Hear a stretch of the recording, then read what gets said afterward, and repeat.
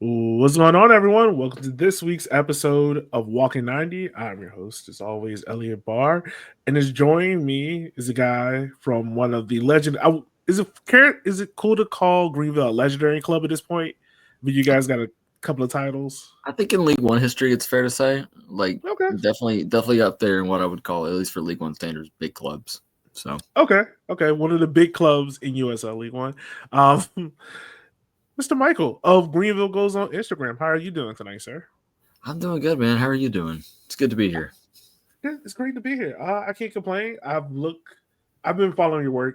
We were talking beforehand that you started around in 2022, and I've been following just some of your work behind there. That even so much, I've tried to implement some of that to our Instagram page because your graphics are really great. Appreciate But that. yeah, we really brought you on to talk about Greenville, what's going on this season, and everything like that in between. So yeah, that's what we got you on for tonight. Yeah, and I'm happy to be here. Happy to talk about the Triumph. I mean, it's one of my obsessions. So always happy to have a conversation about the team and how things are going. So Right. Right. So as listeners, as you're listening tonight or watching on YouTube, make sure you like, share, and subscribe. Once again, our goals are try to get to 150 before the Henry Derby in Madison. So help us hit that goal. But Michael, a quick recap of Greenville season. Unfortunately, the club is out of the U.S. Open Cup due to a loss to One Knox. Team sixth place right now in the league on 2 wins, 1 draw, and 2 losses. And you have an upcoming Jägermeister game. I forgot the opponent, but I'll know it when we get to that segment. But for you, man, being there, let me ask you this: one, what is the trajectory of this team, and how are you guys still doing this with 3 guys that were on the original roster? Well, 2, but 1 was there in 2020. You guys want to tell you? it's not been the best start. But you kind of have, it kind of depends on the lens you view it through. Because some of the results are not great. Spokane beat us badly at home and lost to One Knox, back-to-back Wednesday nights at home. But mixed in, the wins are good. So I think I think our fans are probably feeling a little bit better than they otherwise would. Mollywopped Omaha at home, something that I think you can ask any Triumph fan or anybody in the right had been years in the making. Like, we hadn't actually had a big win against them. Beat Charlotte at home. Even though it was USL2, even though it was a lower league opposition, we didn't play well that night. We had a penalty shootout win in the Open Cup, which was exciting. So it's not been the greatest start in the world. There's some holes, some things to work on, some things that need to be fixed. But I think the wins and a couple of the more positive results are probably making us feel a little bit better than we otherwise would. Yeah. So I mean, I feel like this is a fair question to ask. Look, what is the overall vibe of the team? How do fans feel about the team? Like, does it feel as if like this could be like a swan song year because you do have so many guys that's been there from the creation that are now getting older, and it's kind of like, I guess the best way I'm asking is like, how do fans feel about this team? Like, how do they rate them? Me personally, I do feel like I feel like we are in a bit of a transitional period. Mm-hmm. Transitioning from Harks to Rick.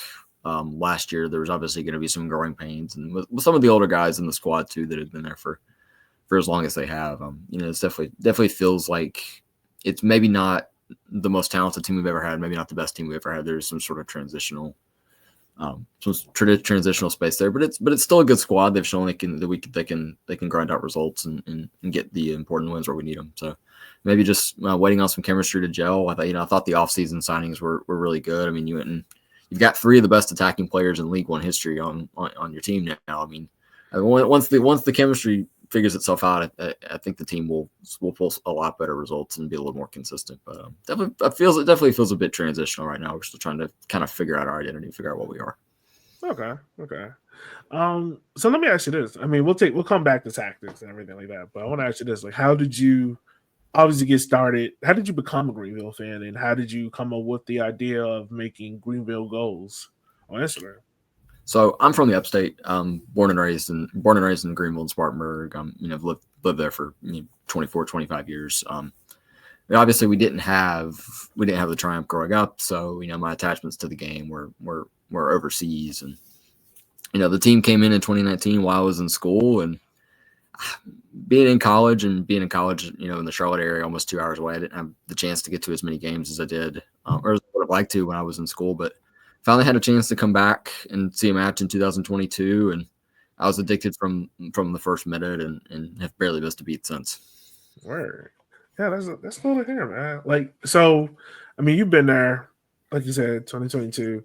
Do you have a favorite game or moment that sticks out to you? Oh, that's a tough one. But like I said, Mollywop in Omaha at home this year was a lot of fun. Like like I said, he talked to people on the ride, and that one felt a long time coming. We've had some good away days, some good wins on the road.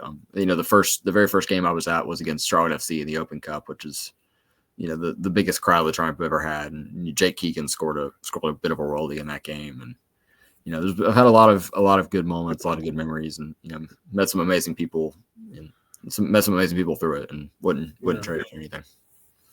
Yeah, the Riot is like one of the special supporter groups in League One. I'm up here in Richmond. I always wanted to go to a game down there in Greenville, hang out with them, and see how like their supporter group is, because I feel like every supporters group does like something unique or different at a tailgate or either in the stands. Like for you, like what makes the Reedy River Riot so unique and special than other supporter groups?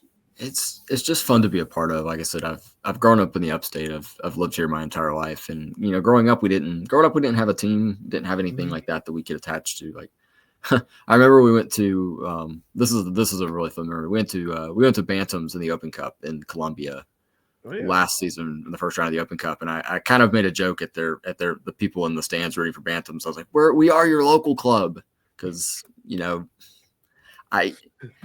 I didn't have the local club for me growing up was Charleston Battery, maybe 3 or 4 hours away. I didn't really have that attachment. So for me, it's about that community. It's something local. It's something that I can claim as mine, and we can claim as ours, that I never had growing up. I'm big into soccer culture and football culture in general, and I always see folks on Twitter overseas are like, you need to support your local club. You need to support your local club. Well, I have teams overseas that I enjoy watching, and Evertonian, but like I love having a local club. I love having something that I can attach to like that, and I think a lot of folks in the Riot would feel the same way.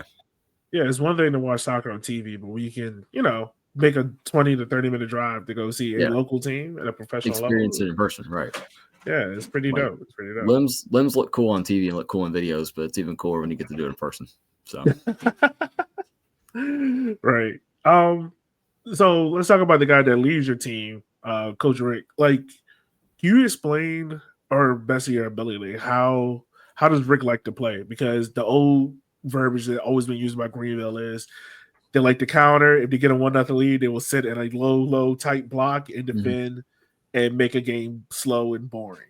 Is that how it really is? Like, is that how Coach Rick is, or is I'm not as well versed. I'm not as well versed in tactics as maybe some other folks are, but it's definitely a contrast compared to what Harks was throwing out there. With Harks, it was very much low block, throw everybody behind the ball. I always kind of made the joke of, you don't need the ball to win, 30% possession or whatever. Just win it back, beat them down the other end of the pitch. But, Rick's team seemed to like to play with the ball a little bit more, maybe a little bit more attack minded. I don't think you would have seen guys like Leo Castro or Siobhan Marsh or any of those guys play in a Harks team, because it just doesn't play to their style. Yeah. So we'll probably pulling away from tactics. I want to ask you this: like, the start to the season might not have been the best, and I actually found it surprising. You guys haven't been on the road yet. Like, I think your furthest trip is maybe like 30 minutes or something like Asheville, that. Literally less than an hour. Yeah, you guys haven't left the Carolinas. Yeah, like, how has this home start gone the way how you would have expected it to, or is it right about where you expected this team to be? There's a lot of new faces in the team this year, so it's hard to say it's where I expect it to be. Like I've mentioned, the wins are good. Could be better. Having 5 home games to open the season, you would have maybe expected a better start. But beating a couple of the teams that we've had, I think that could roll over well once we get on the road, and hopefully it'll lead to some good results. And crashing out to Knoxville in the Open Cup was not a good result, and we kind of had maybe the worst 100 minutes of Triumph soccer ever between the Spokane game and the start of the Knoxville game. And I'd be happy never seeing Mark Doyle ever again because that guy was absolutely killed us for 2 games. Absolutely brutal. But of our losses to start the season, I mean, I guess 2 of them are to the same team. So, hopefully we won't put too much stock in it. And like I said, build some consistency with some of these new guys and get some of these new guys in the team and give them a run out in full games and that kind of thing, full minutes. And hopefully we'll be better off. I don't see any reason this team shouldn't be, competing in the playoff places. Yeah. Matter of fact, let's talk about this US Open Cup game. Like, what was that experience like seeing? I mean, it's always tough to go out in an Open Cup game at home. I had personal experience in that this year. Like, how was it just overall the game itself? Like, how was it seeing that in person? Because it felt like Greenville was poised enough to go in this big run because it just came off of this 4-0 spanking of Union Omaha. It was an extremely frustrating game if you're a Greenville fan because got off to such an awful start. The second Knoxville goal was just a comedy of errors, a bad pass, and that they're beating us down the pitch, and all of a sudden you look up and the only 2 people, the only person between the goal is our defensive midfielder. Like, how in the world he ended up there, and our center backs are way up the pitch. I have no idea how that happened. If you haven't seen it, go back and watch it because it's just it's a comedy of errors. Got off to such a horrible start, but actually played really well in the second half. Had a goal that may or may not have been offside called back, and had another one off the post, and then got caught out, chasing the game and gave up a third late. Even though we got off to such an awful start, it felt like a winnable game, and maybe a couple more breaks and we could have won. It always sucks to crash out of the Open Cup, but I think and I talked to a couple people afterwards, is going from as bad as Spokane was into that second half against Knoxville, you left feeling a little bit more positive than maybe you could have otherwise been, if you just look at it as a 3-1 defeat. Okay. Yeah, because, I mean, on the show, and I'm probably you've seen the clubs, we were a little bit concerned about Greenville, just of how the results were going. It just felt as if, like, maybe it's easy to use Father Time, like, had Father Time caught up with the team, or was it just Greenville at a certain level where they're not going to get back to those heights that we saw them at? That was kind of the concern that some people have. Do you think that's fair for people to have, or do you think it's not as bad as what it seems? I think it's a little bit of both. Like, I don't think it's as bad as what it seems, but I think it's okay to. I guess I kind of call it out. We've got some older guys in the squad. We're not, and that's the biggest. I don't like to call anybody out individually, so I'm not going to call anybody out individually, but like that was the biggest thing at the end of the Harks era was. It seemed like League One had sort of caught up with us a little bit. League One had kind of transitioned into, this faster paced league, and you have the Triumph over here with this big trudging kind of old squad. And we're still kind of weeding, not necessarily weeding some of those guys out, but some of those guys are kind of leaving the squad and we're getting younger and, trying to reinvent ourselves a little bit. And that maybe is why we've seen, and at least in my opinion, is why we've seen a little bit of a drop from competing from first and second to maybe finishing 4th or 5th the last couple of years. I think it's just that transitional period, but I don't think it's cause for huge concern. The second half of the Knoxville game was good. The response against Charlotte was good. So go back and take care of Chattanooga next weekend, hopefully. Yeah, Chattanooga's a weird squad, but yeah, like there have been some positive results. The game against Charlotte, for instance, I mean, you guys got it late. Lee Castro, had it. I'd be willing to bet. I'd be willing to bet. I haven't seen the exact numbers, but I'd be willing to bet our XG was higher than Knoxville in that Open Cup game because the second half was really, really a really, really good performance, but you're chasing the game, you're 2 goals down. So, like, where do you draw the line? Talking about this year so far, like you said, Greenville was trying to get younger and whatnot. Were there any moves in this offseason that you were really like, okay, I can see the direction of what this team is trying to go into this year? I love the addition of Siobhan Marsh and Ropapa from Chattanooga. You have to replace a guy like Lion McKinnon last year who set the league on fire and is playing in championship, and it's big shoes to fill to have to replace the leading scorer in the history of the club and the single season goal leader in the history of the club. But so what better way to do that than taking Chattanooga's 2 best players? 2 guys that are proven in the league, 2 guys that have banged in the goals in the league the last couple of years. I love those additions, and it's been maybe a little bit slow getting those guys in the first couple of games, for whatever reason, but it started to bear fruit, I think, a little bit in the last couple games. Siobhan had a really, really good game against Charlotte, even though he was hooked early. I'm really excited to see those guys, continue to build chemistry with the rest of the team and really push on. Because you have, between those two guys and Leo Castro, I mean, you legitimately have three of the best attacking options in League One history. I mean, there should be no shortage of goals in the squad once they figure some things out. Okay. Man, you brought back a name, Liam McKinnon. Like, 2024 was a very, very great year for you. I think he got a golden boot in there, some very notable goals. What made him so special as a striker for y'all, man? Like you said, he's the leading, goal scorer in club history. He was just a different level of dynamic that I don't think the Triumph have ever had. And that kind of goes back to the Harks era a little bit, which maybe didn't allow attacking players to kind of shine the way Liam did, because Liam, could play the ball on the one foot or the other and just take over a game by himself. The team played a little bit more in possession last season than we had under Harks, and gave some of those attacking players more freedom. And Liam just took off. He was a different player, going from the last season under Harks to the first season under Rick, and obviously paid dividends. He got, I think, the deal to play in USL Championship. So. Yeah, I'm not gonna lie. When I saw that he was gone, I was like, yes. And then I saw y'all got Robert missing, and I was like, okay, like this isn't fair. Because you could tell, like, Robert was a good player on a slightly bad Chattanooga team, and for him to go to a stable organization, it was like, okay. So it was like, yeah, you're taking a guy who scored a lot of goals on a bad team. Okay, now you're putting that guy in a good team. It was like, okay, we might be onto something here. Yeah. Like you said, like that transition of being like probably a defensive first team to now being a little bit more possession heavy. Like, you got Rafa, you got Everly playing center mid, but I feel like the real gem in the team is Sebastian. Mm. Like, how, and this is also like a local guy. I didn't know that at the time, but like how cool has it been for him to come back to the club and that connection he has with the Greenville community and everything? Oh man, Sebastian's awesome. He's such a fan favorite, and we've had a lot of popular guys here, a lot of guys you call fan favorites here, but I don't think anybody in the 7-year history of the club has been a fan favorite quite like Sebastian. He obviously grew up here and played high school ball here and came up to this area, so he's talked about it on his social and in person before, just being able to come back and play for the team that represents his hometown and score for the team that represents his hometown. You can tell when you talk to him and the way he carries himself, just how special it is.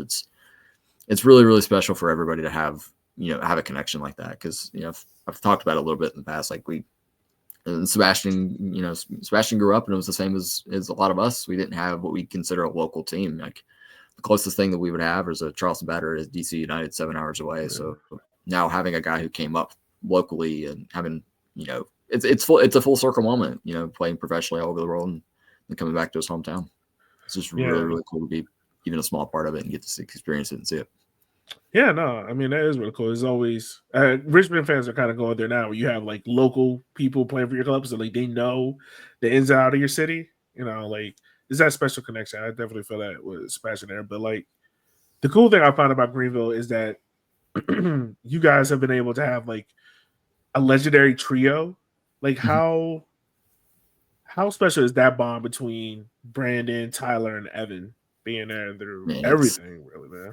It's cool. Like I said, I'm a big stats guy, and I've spent some time. I've kind of compared it to maybe teams overseas. I'm like, okay, man, who's the Liverpool of League One? Who's the Everton of League One? Like, maybe some of these like historical connections. And I love seeing that the Triumph are building a history. Like, you look up and in 10 years and be like, who's got the most appearances in League One history? And like, oh man, Evan Lee's played almost 200 games for the Triumph. I mean, that's just incredible. It's like, I'm a stats guy. I love things like that, and it even goes into I'm a jersey collector. I love kits and stuff like that. And I posted a picture the other day. I got a couple of kits done with some name sets on the back, and I always try to get players that are kind of random, because I like to look up in 10 years and be like, hey, do you remember that guy played for the Triumph? Hey, you remember that guy played for the Triumph? But because it's on the same wavelength as like an Evan Lee or a Tyler Polak. It's like, man, those guys have represented us for so long. And we're going on almost a decade here. It's hard to believe those guys have played here for almost 10 years. Year 7 now. It's unbelievable. It's really, really cool to have that. Yeah, no, that is pretty dope. So I'm gonna ask you about all three. Like, Brandon Fricke, he's been this ever constant center back. Like, what makes him so special as a center back out there? He's just a rock. He's Mr. Consistent. He doesn't seems like he never puts a foot wrong. He's never out of the team. It never seems like he's hurt. Just Mr. Consistent, and I feel like every team kind of needs a bit of a hard man like that. Is he the true captain of the team? Like, is he the club captain for life? As Harks behind you. That's a tough one because I feel like you could say club captain, but man, Evan Lee is our heartbeat. Evan Lee has been the heartbeat of Greenville soccer for the last 7 years, man. That guy is a former Richmond kicker. You can put it was that funny guy, because he was with us, and I was like, yeah, you would have never thought. And then he goes to Greenville and becomes like you can put. It feels like you can put that guy just about anywhere on the pitch, and he's gonna do the job. I mean, we've had him. We've put him attacking midfielder before, and that's kind of been a running joke with us. Like, yeah, Evan Lee's an attacking midfielder. He's definitely not.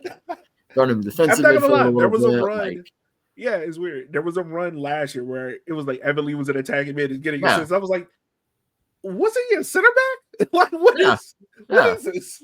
Evan Lee's our heartbeat, man. You can put that guy anywhere and he'll do the job. Like, I still don't know the story. I would love to ask Rick or Evan what actually was said or what happened, but we had a game against Charlotte last year, and there was a play like right in front of the right section, and Evan yelled something back towards the bench. And then 2 minutes later, he puts the ball in the back of the net and he kind of raises his hand. He's like, yeah, I'm him. I'm that guy. And does like a solo celebration after he scored. It's the coolest thing I've ever seen. I wish I knew what was said, but I also kind of love that I don't. So you leave it up to me. So just take that's one of those lower moments, man. It's great. Yeah. Speaking of this is fun. So speaking of Evan Lee being a Richmond kicker, I wish I had bought it, but I kind of waited too long. I did find an Evan Lee Richmond kickers match worn jersey on eBay about a year ago, and I had it bookmarked forever, but somebody beat me to it.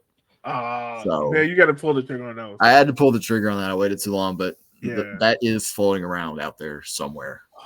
So yeah, man, those were. Yeah, that was 2017, I think. Would have had to have been, yeah. Yeah, 2017, yeah, because that was his last year, but that's before he left to go to Greenville. Yeah. Ooh, them jerseys, those were a tight fit. And I think last but not least, is Mr. Tyler Polak. And okay, so since you're saying your stat firm, you can correct me on this. Tyler has not scored a goal for Greenville, but I think he leads the league in own goals. I'll have to fact check that last part. I'm not sure. I wouldn't be surprised because when you've been in the league for 7 years. I mean, you're obviously bound to have a few. But he has never scored a goal for the Triumph. We have joked about it with him from the sideline, from the stands before. The running joke in the right is that if Evan Lee scores a goal, tarps off, everybody's taking their shirts off. Or not Evan Lee, Tyler Polak, excuse me, getting sidetracked. If Tyler Polak scores a goal, everybody's taking their shirts off. That's the joke. We're hoping to get up 4-0 in a game or something and then win a pin and have him take one. Because that seems to be how it's going. Go and throw Tyler a pin, just haven't thrown him a pin yet. Wow. Well, we got to remember though, like when Harks was the coach, we won every game 1-0. So that's true. Didn't really have any breathing room. But those Harks teams, man, were good, but annoyingly frustrating. I mean, it was most frustrating. Defensive team in the league. Frustrating for us to watch too. I remember we lost to Tormenta in the playoffs in 2022 in the semifinal. And I asked Andrew from the Riot after the match, and I was like, hey, I'm kind of new here, but do we always do this thing where we don't put the ball in the back of the net? And he's like, yes, that is our thing. That's what we do. Yeah, so it's nice that we've evolved a little bit from that. I'm hoping that maybe wingback Tyler Polak will have his moment at some point this year, but we'll see. It'd be special. That'd be cool. Yeah, it would be. It's like Evans had his moments and Brandon's had his moments and Tyler's had his moments too, but it'd be really nice to get one with just as much of a running joke as it's become. He's sort of our, if you know about Everton, he's kind of our Tony Hibbert. Like so Tony Hibbert scored a free kick and a testimonial in the Evertonian storm of the pitch. So hopefully.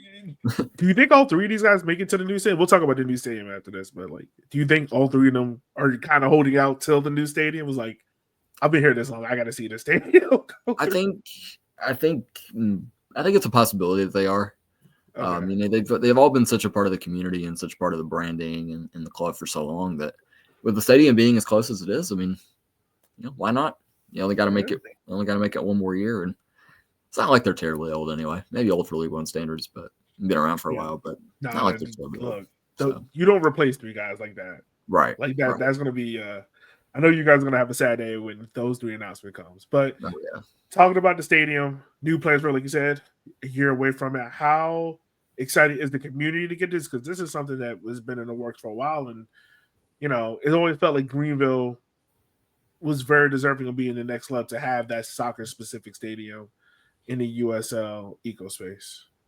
And it's really exciting, man. They've picked a good location for it. They've obviously promoted the heck out of it. We had Ronaldinho there for the groundbreaking. I mean, I came on board in 2022, and at the time there was really a push with like city council to try to get you know, a proposal off the ground, and it got kind of shot down, and you know, some election stuff happened, and just we've been at Furman, I think, longer than anybody anticipated, anybody wanted to be. So the fact that there's shovels in the ground now, and it's actually going to become a reality, it's exciting because, you know, I've been around for 4 years, and there's the other folks who have been around even longer than me, and we've put a lot of heart and soul and effort into this as fans. So the fact that we're being rewarded a little bit now, we have a place to call home.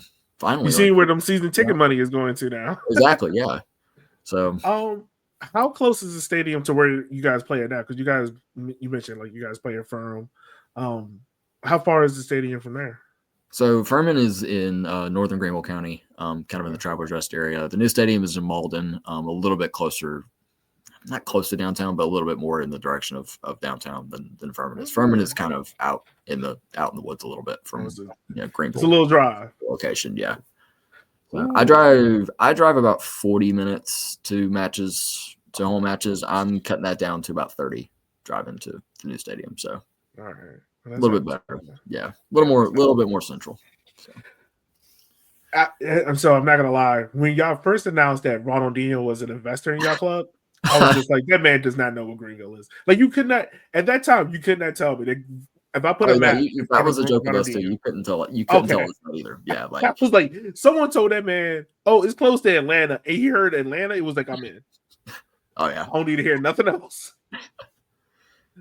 That's what I thought. But how cool was it that day to see Ronaldinho like at your stadium breaking, and like, you know, you got this world-renowned Ballon d'Or winner, you know, at your groundbreaking? How cool was that? Yeah, that was absolutely nuts. The crowd for the Griff Stadium groundbreaking was insane. I mean, I got there 2 hours before there were people crowded around, so I couldn't even really get that. I personally couldn't even get that close, but I was able to get a spot kind of around the side of the van that he came in, and you know, I looked 10 feet ahead, and Ronaldinho is one of the greatest players of all time, is sitting like, you know, directly across from me. I'm like, well, that's pretty cool. And then he walked past the riot section on his way out when he was at the stadium, you know, for the match that night. It's wild that somebody with that amount of attention is that famous, is connected to something so local. Like, even if he's not really that involved with it, even if he's just a face, even if he's just a name, like the fact that there's pictures of Ronaldinho holding a Triumph jersey is just one of the most insane things I've ever seen. I remember the day that got announced, and I sent it to my buddy Brandon, and I'm like, dude, this is a real picture. This is real. It was just, when the club announced it, it was like, there's no way this man knows where. Yeah. And to see him there, man, I had to believe it had to be.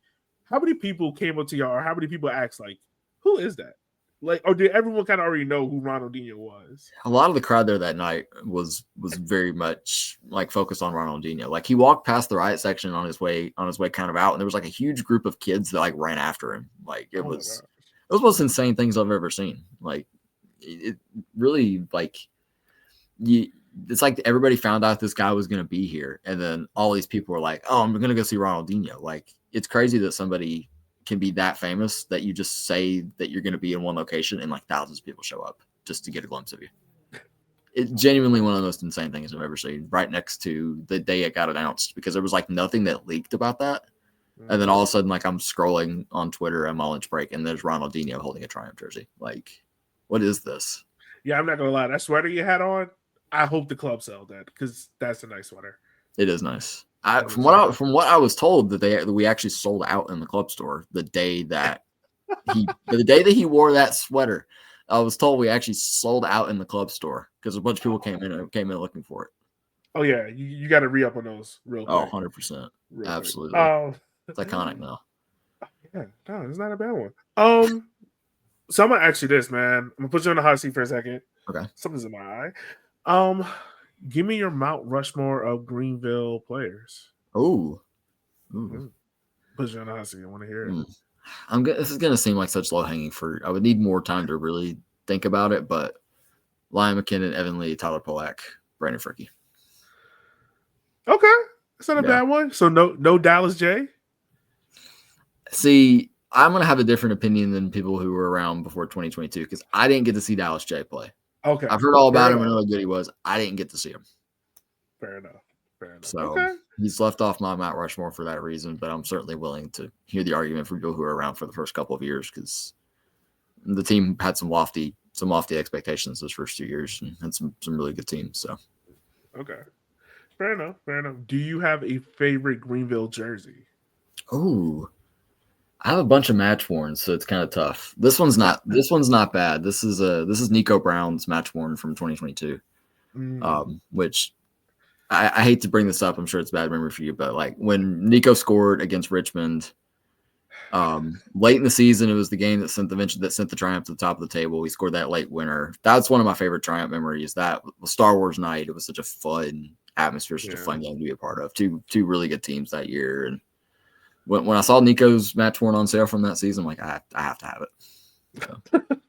Yeah, Nico is one of the players on my list. Yeah, Nico's a good dude.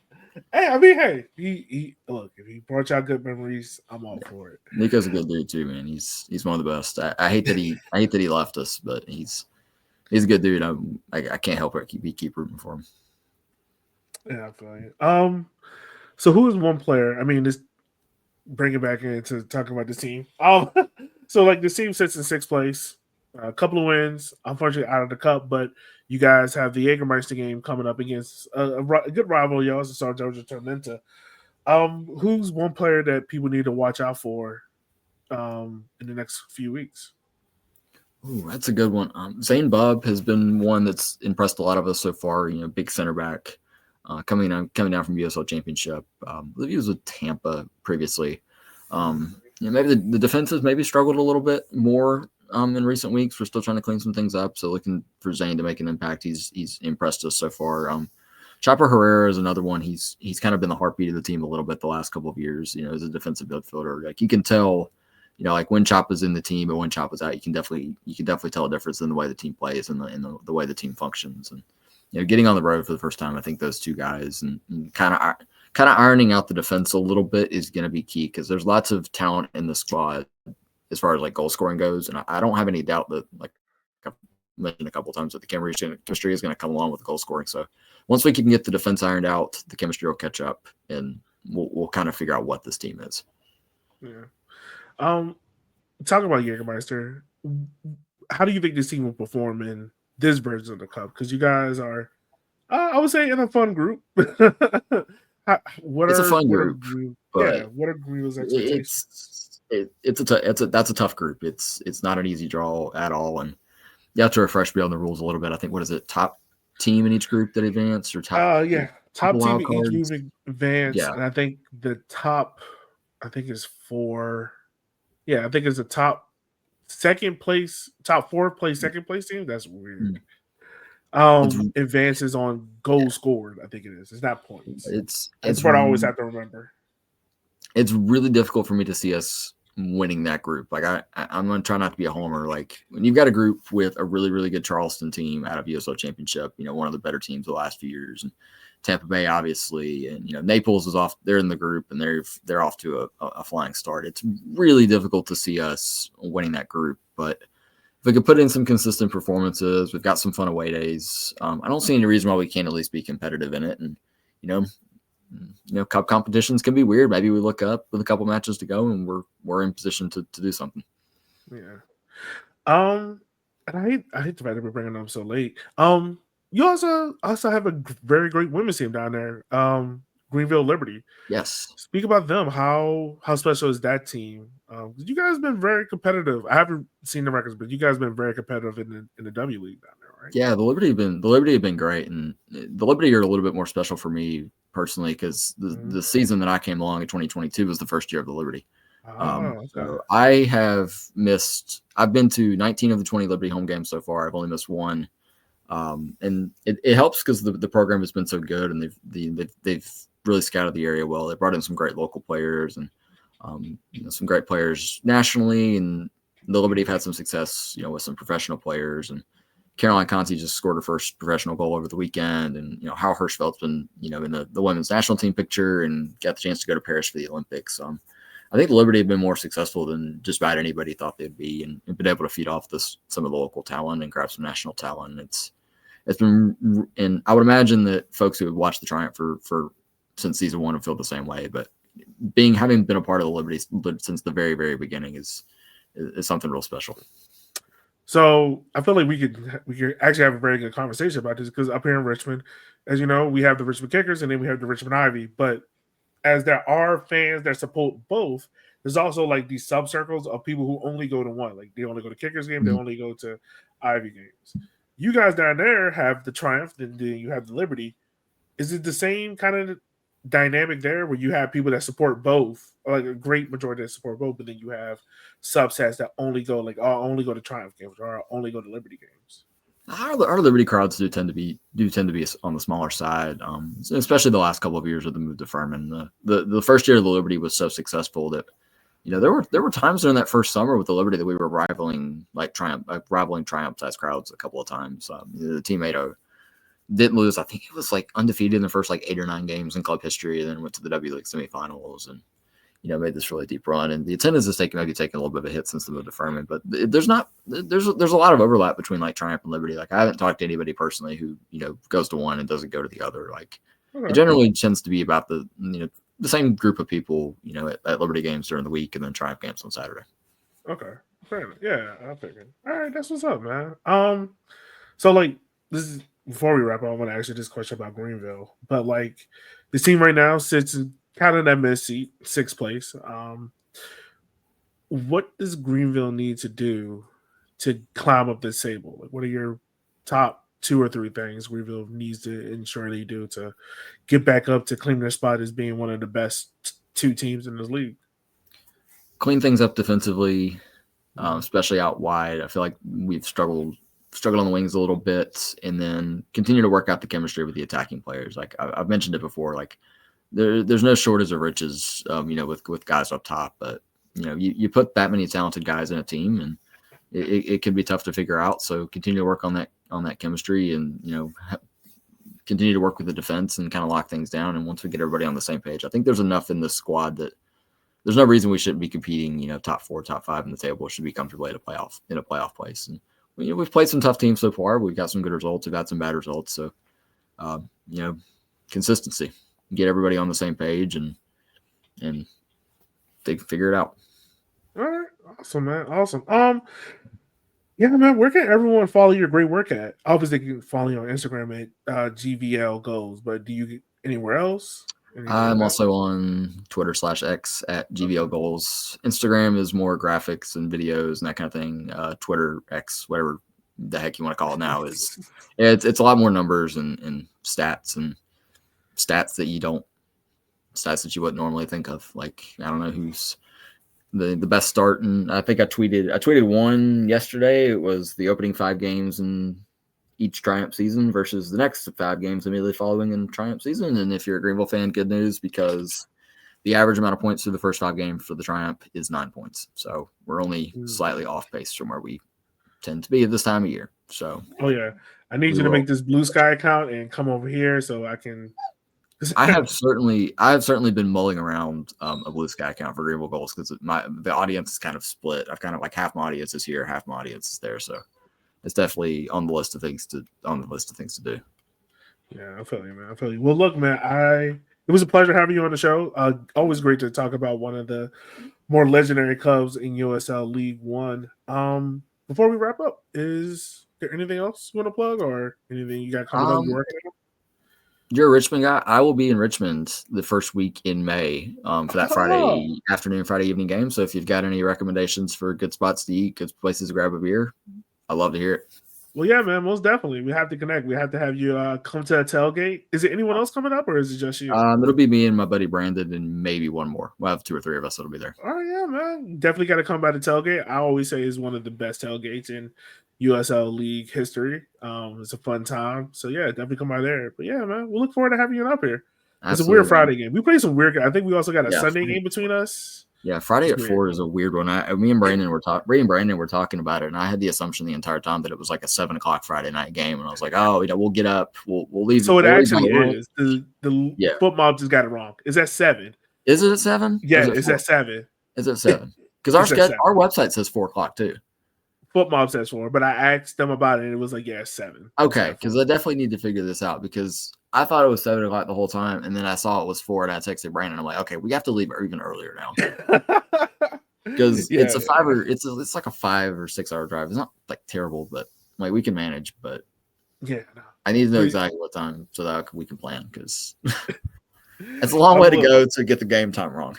Yes. Yeah, we can also talk about travel on this podcast, but that will be like a whole nother hour, man. Oh yeah. But just want to say thank you for taking the time out of your day, listeners. As always, you can make sure to follow us at Walking90. That's on Instagram. That's on Blue Sky. That's on whatever else social media is Eb has set up for us. But with that being said, for Mike and himself, make sure you follow him at GVL Goals on Instagram. We will holler at you guys next week where we'll be talking about the Jägermeister and also our Chaos BCS. So we'll holler at you guys next time. Be easy and be